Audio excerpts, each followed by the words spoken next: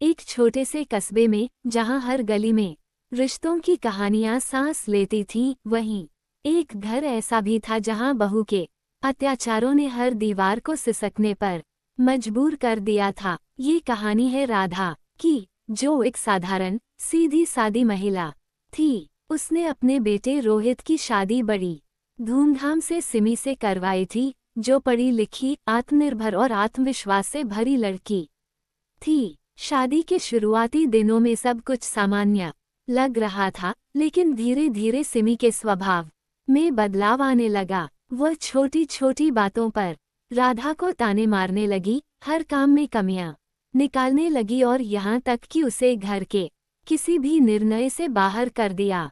राधा, जो पूरे घर को अपने हाथों से संवारती आई थी, अब दरकिनार कर दी गई थी। धीरे धीरे सिमी ने घर पर पूरी तरह नियंत्रण स्थापित कर लिया। वह घर के खर्चों से लेकर हर निर्णय तक अपने अनुसार चलाने लगी। राधा को हर बात पर अपमानित किया जाता, कभी खाने में कमी निकालकर उसे दोषी ठहराया जाता, तो कभी घर के किसी काम में भूल होने पर ताने दिए जाते। रोहित, जो अपनी माँ से बेहद प्यार करता था, सिमी की बातों में आकर माँ से दूर होता चला गया। सिमी ने उसे ये यकीन दिला दिया कि उसकी माँ पुराने विचारों वाली है और उनके खुशहाल जीवन में बाधा डाल रही है। समय बीतता गया और राधा के लिए स्थिति बदतर होती गई। सिमी ने न केवल मानसिक रूप से बल्कि शारीरिक रूप से भी उसे प्रताड़ित करना शुरू कर दिया। वह उसके लिए काम बढ़ा देती, हर वक्त उसे व्यस्त रखती और कभी कभी जानबूझकर उसके सामने ऐसे हालात पैदा कर देती कि वह परेशान हो जाए। रोहित को जब कभी माँ के दुखी होने का एहसास होता, सिमी चालाकी से बात घुमा देती और सारी गलती राधा पर ही डाल देती। धीरे धीरे राधा घर में एक परछाई बनकर रह गई थी। राधा के हालात इतने बिगड़ गए कि अब वह घर के किसी कोने में चुपचाप बैठी रहने लगी।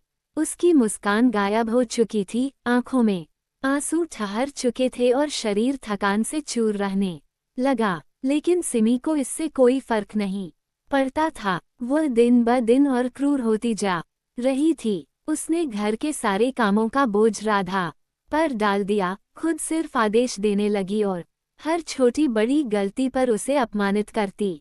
राधा ने कई बार रोहित से बात करने की कोशिश की, लेकिन वह हर बार बहू की चिकनी चुपड़ी बातों में आकर माँ को ही गलत समझने लगा। वह माँ को समझाने की कोशिश करता कि समय बदल गया है, उन्हें नई सोच अपनानी चाहिए, लेकिन असल में वह सिमी के इशारों पर ही चल रहा था।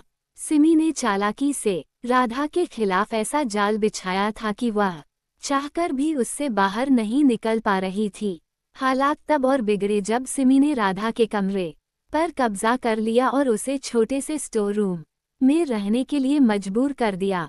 ठंडे फर्श पर सोने के अलावा उसके पास कोई और चारा नहीं था। अब राधा घर में सिर्फ एक काम करने वाली बनकर रह गई थी, जिसके लिए सम्मान नाम की कोई चीज नहीं बची थी।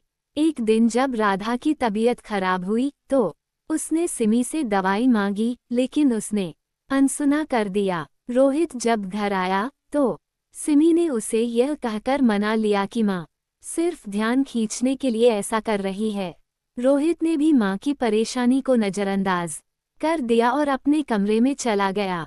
राधा रात भर दर्द में तड़पती रही, लेकिन किसी ने उसकी सुध नहीं ली। समय के साथ राधा की हालत और बिगड़ने लगी, लेकिन फिर भी सिमी को कोई फर्क नहीं पड़ा। वह अब इतनी हावी हो चुकी थी कि घर में वही सब कुछ तय करती थी, यहाँ तक कि उसने राधा की सारी बचत भी अपने हाथ में ले ली। अब राधा के पास न पैसा था, न सहारा, न सम्मान। एक दिन जब राधा के भाई गांव से मिलने आए और उन्होंने उसकी दुर्दशा देखी तो वह चौंक गए। उन्होंने रोहित से बात करने की कोशिश की, लेकिन सिमी ने उन्हें भी घर से बाहर निकाल दिया। राधा की तकलीफें दिन ब दिन बढ़ती जा रही थीं, लेकिन उसके पास कोई रास्ता नहीं बचा था। राधा के भाई के जाने के बाद सिमी का व्यवहार और भी कठोर हो गया। उसे लगा कि अब राधा उसकी करतूतों की शिकायत कर सकती है। इसलिए उसने घर में उसका बोलना लगभग बंद करवा दिया। राधा जब भी कुछ कहने की कोशिश करती, सिमी उसे ताने देकर चुप करा देती। रोहित अब पूरी तरह अपनी पत्नी के प्रभाव में था, उसे माँ की तकलीफें दिखती ही नहीं थीं। सिमी ने धीरे धीरे घर के रिश्तों को इस कदर बदल दिया कि राधा के लिए कोई सहारा नहीं बचा। एक दिन जब राधा ने सिमी से अपने लिए कुछ कपड़े खरीदने की बात कही, तो सिमी ने उसे झिड़क दिया और कहा कि अब उसे किसी नए कपड़े की जरूरत नहीं है। राधा की पुरानी साड़ियां ही उसकी किस्मत थीं। उसने रोहित से भी कहा कि माँ फिजूल खर्ची की आदी हो चुकी है, जबकि असलियत ये थी कि राधा के पास पहनने तक के लिए ठीक ठाक कपड़े नहीं बचे थे। धीरे धीरे उसकी स्थिति इतनी दयनीय हो गई कि वह घर में सबसे अलग थलग पड़ गई। अब कोई उससे बात तक नहीं करता था। राधा के दुखों का सिलसिला यही नहीं थमा। सिमी ने उसकी रसोई में जाने पर भी रोक लगा दी। अब उसे तय समय पर जो भी खाना मिल जाता वही खाना पड़ता। कभी कभी तो ऐसा होता कि उसके लिए खाने में बचा खुचा या बासी भोजन ही रह जाता, लेकिन उसने फिर भी कभी कोई शिकायत नहीं की। उसे उम्मीद थी कि एक दिन रोहित को सच का एहसास होगा और वह अपनी माँ के प्रति संवेदनशील बनेगा। लेकिन रोहित की आंखों पर सिमी का ऐसा पर्दा पड़ा था कि वह कुछ भी देख पाने में असमर्थ था। एक दिन राधा बहुत बीमार पड़ गई। उसे तेज बुखार था, सिर दर्द असहनीय हो गया था और शरीर जवाब दे रहा था। उसने सिमी से दवाई मांगी, लेकिन सिमी ने एक बार फिर उसे अनदेखा कर दिया। रोहित जब घर आया तो सिमी ने उसे यह कहकर मना लिया कि माँ सिर्फ सहानुभूति चाहती हैं, जबकि असल में राधा बहुत बुरी स्थिति में थी। किसी तरह रात बीती, लेकिन राधा की हालत बिगड़ती ही गई। वह बिस्तर से उठने तक में असमर्थ हो गई थी। इस बीच मोहल्ले में रहने वाली एक बुजुर्ग महिला, जो कभी कभी राधा से मिलने आती थी, उसने जब राधा की यह हालत देखी तो वह चौंक गई। उसने सिमी से पूछा कि आखिर वह राधा का ध्यान क्यों नहीं रख रही, लेकिन सिमी ने उसे भी टकासा जवाब देकर भगा दिया। पर वह महिला चुप नहीं बैठी। उसने आस पड़ोस में यह बात फैला दी कि राधा को उसकी बहू सताती है और घर में उसके साथ बहुत बुरा व्यवहार किया जा रहा है। धीरे धीरे यह बात पूरे मोहल्ले में फैल गई और कुछ पड़ोसियों ने रोहित से बात करने का फैसला किया। जब रोहित से सवाल किए गए तो पहले तो उसने माँ की शिकायतों को झूठ बताया, लेकिन जब उसने अपनी आंखों से राधा को नाजुक हालत में देखा तो वह कुछ देर के लिए चुप रह गया। पहली बार उसने महसूस किया कि उसकी माँ कितनी कमजोर हो गई थी। लेकिन सिमी इतनी चालाक थी कि उसने फिर से रोहित को अपने पक्ष में कर लिया। उसने कहा कि माँ हमेशा बीमार होने का नाटक करती हैं और पड़ोसियों को भड़काकर घर में माहौल बिगाड़ना चाहती हैं। रोहित, जो अब भी सिमी के प्रभाव में था, माँ की तकलीफों को फिर से नजरअंदाज कर गया। राधा अब पूरी तरह हिम्मत हार चुकी थी। उसे लगने लगा था कि अब इस घर में उसकी कोई जगह नहीं है, लेकिन उसकी तकलीफों का अंत अभी भी नहीं हुआ था। सिमी ने एक और बड़ा कदम उठाते हुए उसे पूरी तरह से घर के कामों में झोंक दिया। अब राधा की बीमारी की भी परवाह नहीं की जाती थी। वह चुपचाप दिन भर काम करती और रात को स्टोर रूम में जाकर लेट जाती। लेकिन उसकी हालत अब इतनी बिगड़ चुकी थी कि वह अधिक समय तक सहन नहीं कर सकती थी। एक दिन जब राधा काम करते करते अचानक गिर पड़ी तो पूरे घर में सन्नाटा छा गया। रोहित और सिमी दोनों घबरा गए। पड़ोसी दौड़कर आए और उन्होंने राधा को अस्पताल ले जाने की जिद की।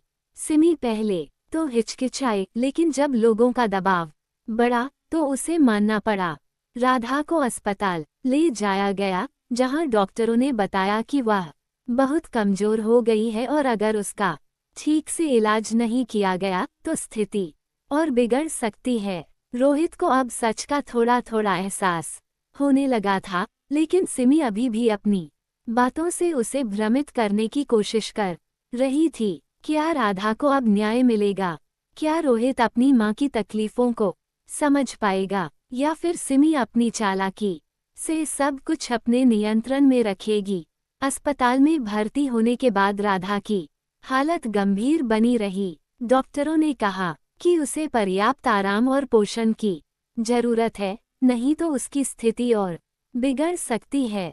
लेकिन सिमी को इससे कोई फर्क नहीं पड़ा। जब पड़ोसी अस्पताल में राधा को देखने आए तो सिमी ने दिखावे के लिए उनके सामने सहानुभूति जताए, लेकिन जैसे ही वे चले गए उसका असली रूप सामने आ गया। उसने रोहित से कहा कि मां को अस्पताल में रखने का कोई फायदा नहीं, वे घर पर ही उनका ध्यान रख सकते हैं। रोहित, जो अब भी सिमी के प्रभाव में था, मान गया और राधा को अस्पताल से छुट्टी दिलवाकर घर ले आया।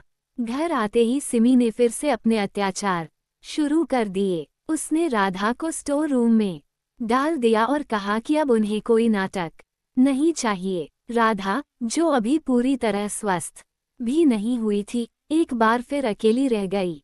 उसके लिए न ठीक से खाना था, न दवाएं, और न ही कोई देखभाल करने वाला। उसकी हालत और खराब होती जा रही थी, लेकिन सिमी को सिर्फ अपनी चालबाजियों से मतलब था। इधर पड़ोसी अब राधा की हालत को लेकर चिंतित थे। उन्हें समझ आ गया था कि रोहित पूरी तरह अपनी पत्नी के वश में है और राधा के लिए अब कुछ भी करना होगा तो सिमी के खिलाफ कदम उठाना पड़ेगा। एक दिन मोहल्ले की कुछ महिलाओं ने मिलकर राधा से बात करने की कोशिश की, लेकिन सिमी ने उन्हें घर में घुसने नहीं दिया। उसने गुस्से में कहा कि यह उनका पारिवारिक मामला है और किसी को इसमें दखल देने की जरूरत नहीं। लेकिन अब हालात बदलने वाले थे। राधा की छोटी बहन, जो दूसरे शहर में रहती थी, उसे जब ये खबर मिली तो वह तुरंत अपने पति के साथ राधा के घर पहुंच गई। उसने जब अपनी बहन की हालत देखी तो वह दंग रह गई। कमजोर शरीर, बुझी आंखें और चेहरे पर गहरी थकान देखकर वह समझ गई कि राधा कितनी पीड़ा में है।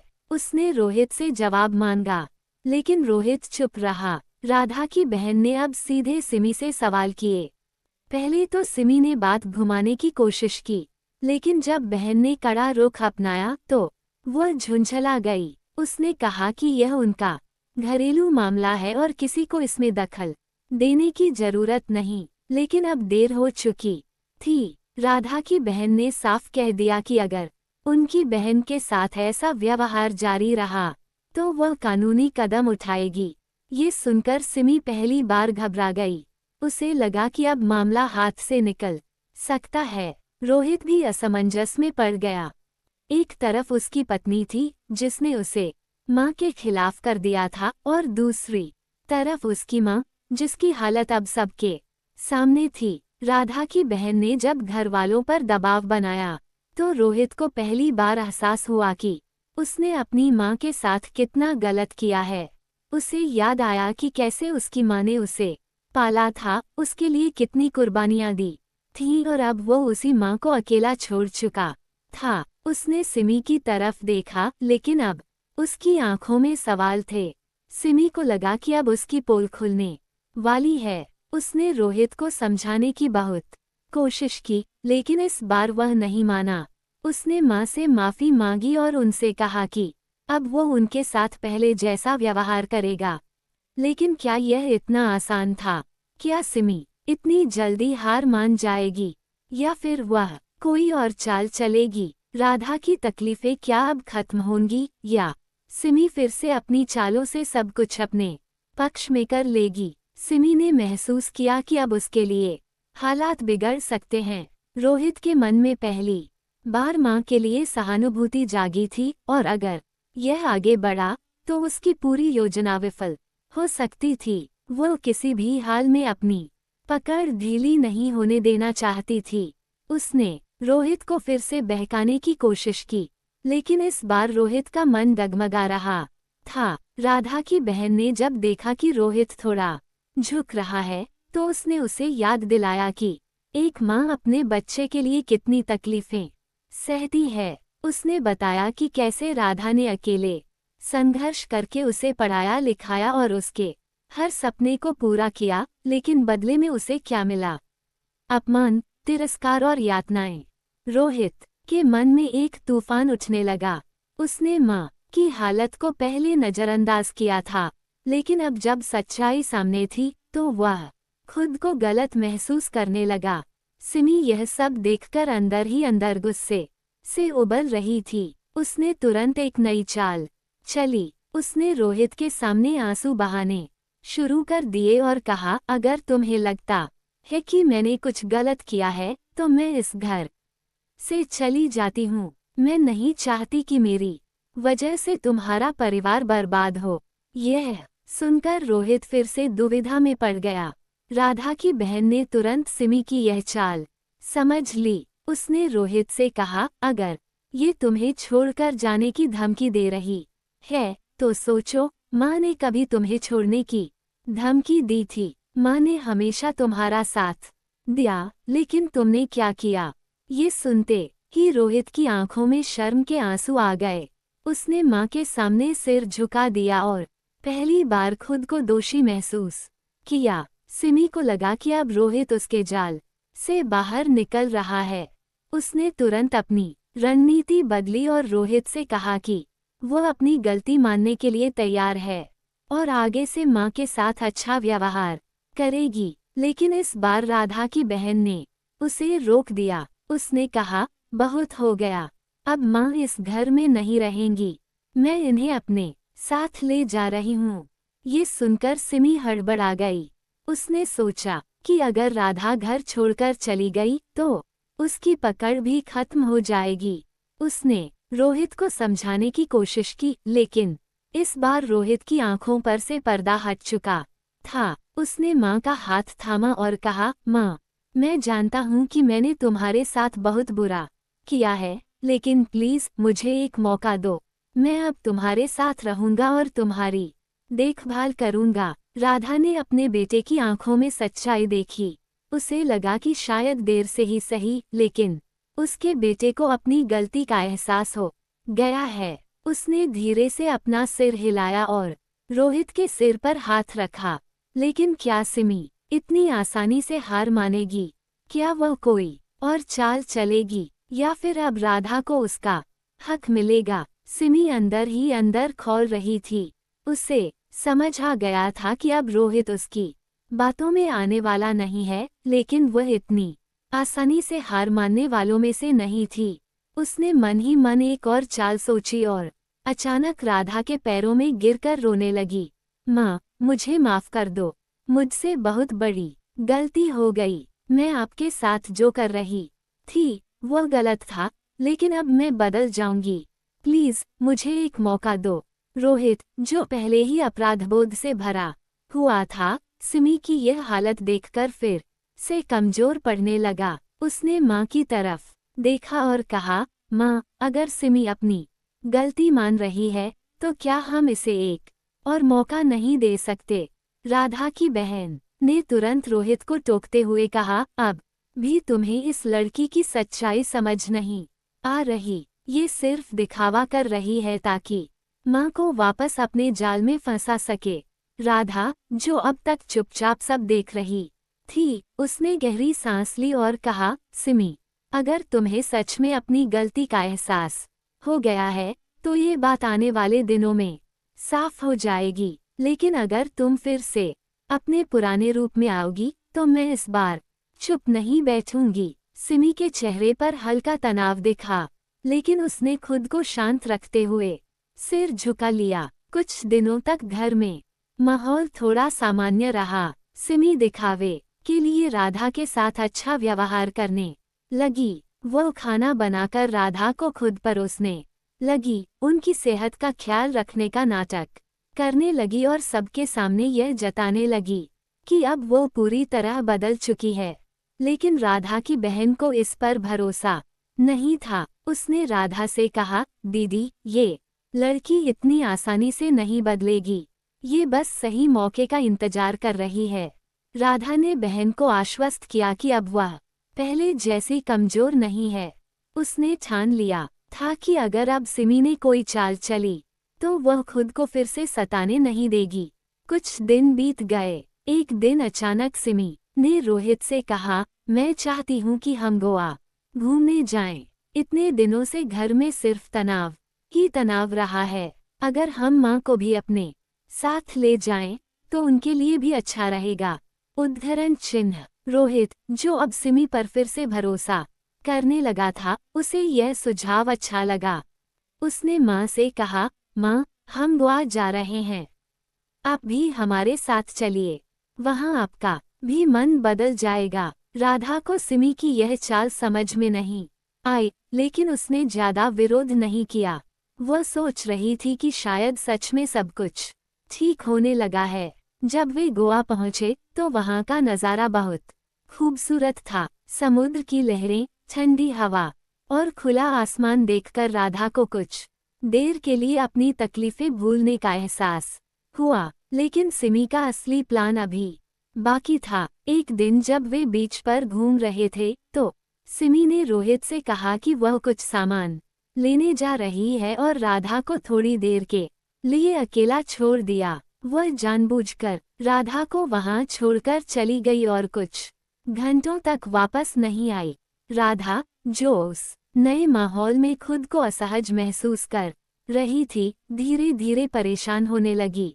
वह इधर उधर देखती रही, लेकिन सिमी या रोहित का कोई पता नहीं था। सिमी ने रोहित से कहा कि माँ खुद ही होटल चली गई होंगी। रोहित ने पहले तो चिंता जताई, लेकिन सिमी ने उसे समझा दिया कि माँ कोई बच्ची नहीं है, वो खुद रास्ता खोज लेंगी। लेकिन असल में सिमी चाहती थी कि राधा इस अजनबी जगह पर अकेली भटकती रहे और डर जाए। राधा को जब बहुत देर तक कोई नहीं मिला तो वह घबराने लगी। वह पास के लोगों से होटल का पता पूछने लगी, लेकिन गोवा में ज्यादातर लोग कोंकणी या अंग्रेजी बोलते थे, जिससे उसे और परेशानी हुई। जब बहुत देर हो गई तो एक स्थानीय व्यक्ति ने उनकी मदद की और उन्हें होटल तक पहुंचाया। जब राधा होटल पहुंची तो सिमी ने एकदम मासूम बनते हुए कहा, माँ, आप कहाँ चली गई थीं? हम तो कब से आपको ढूंढ रहे थे। रोहित भी माँ के गले लगा और बोला, माँ, आप ठीक हैं ना? हमें बहुत चिंता हो रही थी। राधा समझ गई कि यह सब सिमी की चाल थी, लेकिन उसने कुछ नहीं कहा। अब सवाल ये था कि क्या सिमी की ये चालें कभी खत्म होंगी? क्या रोहित को उसकी असलियत का पता चलेगा, या फिर राधा को एक और नई साजिश का शिकार होना पड़ेगा? राधा को समझ आ गया था कि सिमी अभी भी वही कर रही थी, बस तरीके बदल दिए थे। उसने गोवा में सबके सामने यह जताने की कोशिश की कि वह अब सुधर चुकी है, लेकिन उसकी हरकतें कुछ और ही इशारा कर रही थीं। राधा चुप थी, लेकिन अब वह पहले जैसी नहीं रही। उसने तय कर लिया था कि इस बार अगर सिमी ने कोई और चाल चली तो वो उसे सबके सामने बेनकाब कर देगी। अगले दिन सिमी ने एक और चाल चली। उसने रोहित से कहा, मैंने सोचा कि हम माँ के लिए एक सरप्राइज प्लान करें। गोवा में एक बहुत अच्छा रिजॉर्ट है जहाँ माँ को स्पा ट्रीटमेंट और आराम मिल सकता है। इतने दिनों से उन्होंने सिर्फ तकलीफें ही देखी हैं, अब थोड़ा सुकून भी मिलना चाहिए। रोहित को यह सुझाव अच्छा लगा। उसने माँ से कहा कि वे वहाँ कुछ घंटे बिताएंगे और राधा के आराम का पूरा ध्यान रखा जाएगा। राधा को समझ नहीं आया कि सिमी अचानक इतनी उदार कैसे हो गई, लेकिन उसने कुछ नहीं कहा। वे सब उस रिजॉर्ट पहुँचे, जो काफी बड़ा और खूबसूरत था। सिमी ने वहाँ की स्टाफ से कुछ देर बात की और फिर रोहित से कहा कि वह और राधा स्पा के लिए अंदर जाएंगे, जबकि वो खुद कुछ काम निपटाने के बहाने बाहर चली जाएगी। राधा को अंदर ले जाया गया, जहां उसे आराम करने के लिए एक अलग कमरा दिया गया। लेकिन कुछ देर बाद जब उसने किसी को भी अपनी देखभाल के लिए आते नहीं देखा तो उसे अजीब लगा। उसने रिसेप्शन पर जाकर पूछा तो वहां के स्टाफ ने बताया कि सिमी ने पहले ही उनके लिए बहुत कम सर्विस बुक करवाई थी और अब उनका समय खत्म हो गया था। राधा को समझ आ गया कि सिमी ने ये सब सिर्फ उसे अकेला छोड़ने के लिए किया था। जब वह बाहर आई तो उसने देखा कि रोहित भी कहीं नहीं था। सिमी ने उसे एक कैब लेकर कहीं भेज दिया था। राधा को कुछ समझ नहीं आया कि अब वह क्या करे। उसके पास न मोबाइल था न पैसे। वह रिजॉर्ट के बाहर खड़ी रही और इंतजार करने लगी कि कोई उसे लेने आएगा या नहीं। इस बीच रोहित होटल में था और उसे लगा कि माँ वहाँ आराम कर रही होंगी। जब काफी देर तक राधा वापस नहीं आई तो उसने सिमी से पूछा। सिमी ने झूठ बोलते हुए कहा, माँ बहुत खुश थीं। उन्होंने कहा कि वह थोड़ी देर अकेले रहना चाहती है, इसलिए मैंने उन्हें वहीं छोड़ दिया। हमें परेशान होने की जरूरत नहीं है। लेकिन इस बार रोहित को शक हुआ। वह माँ को पहले से जानता था। वह कभी भी अकेले ऐसे कहीं नहीं रुकती। उसने तुरंत रिजॉर्ट फोन किया और पूछा, क्या मेरी माँ वहाँ है? जब रिसेप्शन से जवाब मिला कि वे तो बहुत पहले ही बाहर जा चुकी हैं, तो रोहित को झटका लगा। उसने सिमी की तरफ घूरकर देखा और गुस्से में पूछा, तुमने माँ को अकेला क्यों छोड़ दिया? सिमी घबरा गई, लेकिन खुद को संभालते हुए बोली, मैंने उन्हें अकेला नहीं छोड़ा। शायद उन्होंने खुद ही वहां से निकलने का फैसला किया होगा। रोहित अब सिमी की बातों में नहीं आने वाला था। उसने तुरंत टैक्सी बुक की और रिजॉर्ट पहुंचा, लेकिन वहां माँ नहीं थी। उसने चारों ओर देखा, लेकिन कहीं कोई पहचान का व्यक्ति नहीं दिखा। राधा उस समय एक सड़क किनारे बैठी थी, क्योंकि उसे रास्ता नहीं मिल रहा था। तभी एक स्थानीय महिला ने उसे देखा और पूछा, आपको मदद चाहिए? राधा ने रोते हुए कहा, मुझे मेरे बेटे के पास जाना है, लेकिन मुझे रास्ता नहीं पता।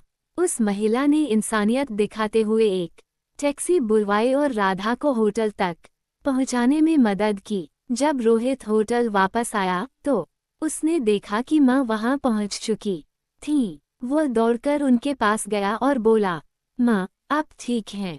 ये सब कैसे हुआ? राधा ने सब कुछ बताया और यह सुनकर रोहित के होश उड़ गए।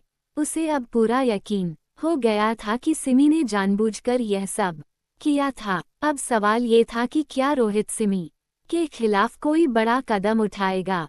क्या सिमी अब भी अपनी साजिशों को जारी रखेगी या फिर इस बार उसकी चालें खत्म हो जाएंगा? रोहित अब पूरी तरह समझ चुका था कि सिमी ने माँ को जानबूझकर रिजॉर्ट में अकेला छोड़ा था। वह गुस्से से सिमी की ओर मुड़ा और चिल्लाया, कब तक तुम ये चालें चलती रहोगी सिमी? मैं अब और बर्दाश्त नहीं करूँगा। लेकिन सिमी को भी अब अपनी हार स्वीकार नहीं करनी थी। उसने तुरंत आंसू बहाने शुरू कर दिए और कहा, मैंने तो सिर्फ माँ की भलाई के लिए किया था। मुझे क्या पता था कि माँ अकेली रास्ता नहीं ढूंढ पाएंगी। राधा ये सब चुपचाप देख रही थी। उसे अब साफ समझ आ गया था कि सिमी कभी नहीं बदलेगी। तभी दरवाजे पर दस्तक हुई। रोहित ने दरवाजा खोला तो सामने उसकी बुआ खड़ी थी, रोहित के पापा की बहन, जो बहुत समय बाद आई थीं। वे हमेशा से ही बहुत तेज तर्रार और निडर स्वभाव की